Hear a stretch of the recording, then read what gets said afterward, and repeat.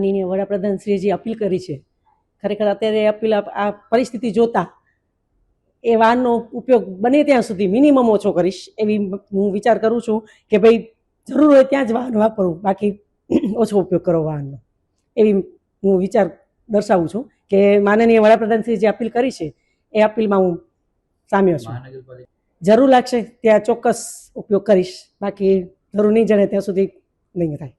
માનનીય વડાપ્રધાન શ્રી મોદી સાહેબે જે અપીલ કરેલી છે એ માત્ર પદાધિકારીઓ માટે તો નથી, આખા દેશ માટે છે, દેશના હિત માટેની વાત છે.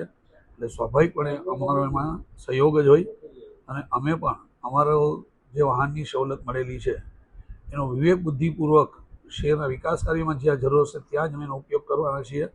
બાકી ઘરેથી ઓફિસે આવવા માટે હું મારું અંગત ટુ વ્હીલર લઈને જ આવવા જવાનો હોઉં છું, એટલે એ બાબતે અમારો ખૂબ જ હકારાત્મક જ પ્રત્યુત્તર રહેશે. અને હું તો શહેરના નાગરિકોને પણ વિનંતી કરું છું કે શક્ય હોય ત્યાં વાહનો જે શેરિંગથી જો ઉપયોગ કરવામાં આવે તો અત્યારના સમયમાં આપણે બળતણની એ બચત કરી શકીએ એમ છીએ.